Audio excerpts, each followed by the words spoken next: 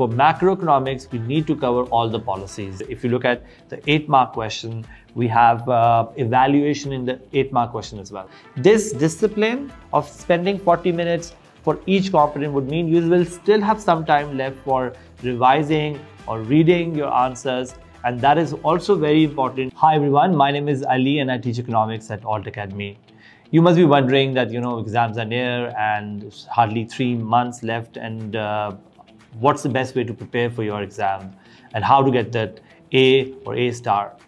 Don't worry about it. We have everything sorted for you. All you need to do is just follow our instructions and you will get your result. So how do we get an A star? Well, in this video, I'll give you all the key things that you need to know to ace your exam. So the first thing to remember is that the A-level economics course has changed. From previous years, now we have a different format. We have 2 sections, one for micro, one for macro, which would mean in paper 2, you need to make sure you are prepared for micro and prepared for macro separately. In previous times, what we used to do, we would just focus on macro or just focus on micro and we were good to go. But now, if you want to get your A, you need to make sure you are preparing for micro, preparing for macro separately. So for microeconomics, we're looking at some key economic concepts. So one thing that I would want all of my students to prepare really well is price elasticity of demand and price elasticity of supply. This is an important topic because in A2, you don't get tested on elasticity. So this is a time when examiner is focusing on elasticity. And every year we see at least one question on either elasticity of demand, which includes income elasticity and cross elasticity, and sometimes even price elasticity of supply. So prepare for elasticity really well. Second important micro topic that one should prepare for is the government intervention. And the government intervention is a long one because you are looking at indirect taxes, subsidies, minimum maximum price, and so on. But don't worry, we have all the content very well sorted for you. All you need to do is follow that plan of ours and you will be fine. Now let's talk about macro. For macro, I think it's really important for us to understand that macro has very interconnected topics. So for example, inflation is connected with international trade is connected with exchange rate is connected with policies. So you cannot leave any single topic in macro because everything is interconnected. There will be a lot of focus on inflation and international trade because these are the topics that do not get tested in A2, so the examiner loves to test them in AS economics. Another important thing to consider is that for macroeconomics, we need to cover all the policies. Those policies include fiscal policies, monetary policy, and supply side policies. Now, when we are covering policies, we are also looking at the problems and how can we use these policies to solve the problems.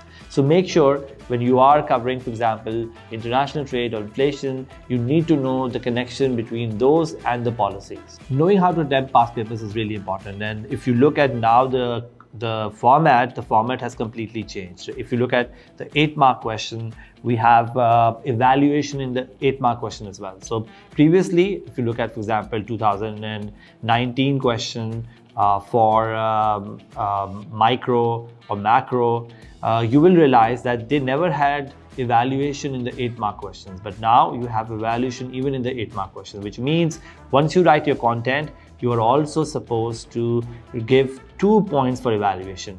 So if you look at the marks breakdown, you have 6 marks for content, which will have analysis or explanation, but you also have 2 marks given for your evaluation. And the key word to remember is the words like, they may say whether this is right, or they may say assess, and all of these keywords are to be remembered because these are the ones which means that we need to evaluate our explanation that we've given in the answer. For the 12-mark question, again, we have assessment and evaluation. So if you look at the marks breakdown, we have 12 marks for the question, of which 8 marks are for your explanation and 4 marks are for evaluation. Now, the key thing to remember here is that if they have 4 marks, then this means they are looking for 4 different points. Similarly, if they have 2 marks for evaluation, they're looking for 2 different points. So the only difference I would say between the 8-mark question and the 12-mark question now is that in the 8-mark question, you have 2 marks for evaluation. In the 12-mark question, you have 4 marks for evaluation. So that's the difference. A lot of time people also get worried, when is the right time to practice for data response? And my answer to them is, once you're done with all your content, that is when you are good to practice for data response. Data response is more holistic. It tests your knowledge for the whole course. So it's always better to practice data responses right at the end. And if you look at data response, even data response has evaluation. The last 2 questions of a data response, which is roughly for 6 marks and 4 marks, they are all evaluations. So don't miss out on giving pros and cons or limitations or all the things that you know about evaluation in those parts as well. Another important thing is when to practice MCQs. And my tip here will be, as soon as you get done with any topic, go and attack the MCQs. Solve those MCQs, because those MCQs will help you ace your topic. Your understanding will become better when you practice MCQs before essay questions. Now see this. If we have a question here, this is from a very recent paper, and I have both 2A and 2B, this is the micro section, and I want you to focus on what is happening in this question. So let's read the question. It says, with the help of a diagram, explain what is meant by consumer surplus and producer surplus, and consider whether a rise in the price of a product because of higher cost of production is likely to always reduce a consumer surplus. Now, look at this part. This consider whether a rise in the price of a product because of higher cost. This is, again, as I mentioned, this is your evaluation. This is where you need to, talk about what are the conditions which are necessary, for example, in this case, for consumer surplus to go down because of a higher cost, right? Now, in the first part of the question, with the help of diagrams, we're talking about what is consumer surplus, what is producer surplus. Then we talk about the conditions which will result in consumer and producer surplus. But then is this part where you will be given 2 marks. And this is where your A will be determined, because a lot of kids will be focusing on, consumer surplus, producer surplus and its explanation, but only few will be talking about the conditions necessary, the limitations and so on that can change consumer surplus. Now, look at B again. They say, assess whether a policy of fixing maximum price for an essential food is likely to be more effective than a policy of making transfer payment to low-income households. Now, here again, you can see this is a question about maximum price. So we'll talk about what is maximum price, what are the conditions necessary for maximum price, and so on. But then we will also focus on some of the key points for evaluation.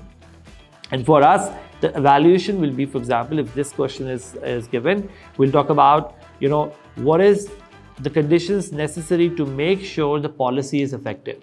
So you may talk about, if you are putting a maximum price, there will always be a shortage. And so one may need to make sure we get rid of the shortage. So all of these are essential points that come in evaluation. So the 2A would have 2 marks for evaluation and 2B will have 4 marks for evaluation. But doing well in evaluation will make sure our B will get converted into an A. So what are the common mistakes a lot of students make? Well, I want to break it down into 2 aspects. The first aspect is about, preparing for exam, and the second is about, giving the paper or doing the exam.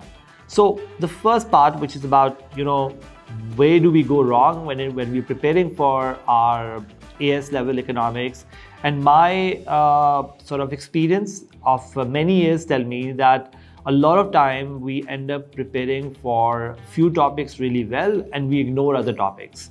And this is why now if you look at the new format, we have very little choice available. So if I want to give one advice to anyone who wants to sort of ace the exam and they want to know what's the best way to prepare, you need to have working knowledge of all the topics. Of course, there will be some topics that you would be wanting to, or you like, or you find them easy. There will be some topics that you feel that come commonly, like inflation and elasticity of demand, as we mentioned, are very important topics to prepare, but you need to also have a working knowledge of all the topics. For example, you can't ignore PPC because it's too easy, or you can't ignore, for example, policies because it's too difficult. So if you are wanting to ace, first of all, you need to make sure you have good knowledge of all the topics. The second part is, on the exam day, how do we ace our exam? And a lot of time people, what they do is that they end up spending too much time on data response. Now that is also wrong. If you look at how the marks are divided, you have 20 marks for data response, 20 marks for the first essay of micro, and 20 marks for your macro essay. And so if you ask me how to divide your time, I would say divide it equally, because that is the marks are telling us how much time to devote. And the rule of thumb is that 1 marks 2 minutes. So for example, if you have 20 marks, your maximum the time that you're spending on it will be 40 minutes. So I'll spend 40 minutes on my data response, 40 minutes on my essay 1, and 40 minutes on my essay 2. This discipline of spending 40 minutes for each component would mean you will still have some time left for revising or reading your answers, and that is also very important for us to make sure we do well. So now let's talk about how do we prepare for the exam. Given exams are around the corner, we need to know how do we prepare for it effectively. My 2 cents will be that one needs to make sure that once they do a topic, they right away practice MCQs and do their past paper questions and practice questions so that they know that they have mastered the topic, and then they move on. You need to also make sure that if you have, for example, micro has 5 topics, macro has 5 topics, you need to make sure that your time is divided in an equal manner. You cannot leave major topics for the end, because that will also be something that will result in you to end up having too much pressure in the end. And the last and most important tip that I can give you is something that goes for everything in life. You need to be disciplined, you need to be consistent, you need to have your day divided in such a manner that you're not ignoring, any one single A-level subject of yours. So if you're taking time out for economics, do take time out for math or accounting or whatever you're doing. But be consistent and be disciplined, and you will meet all your goals. I hope this was helpful.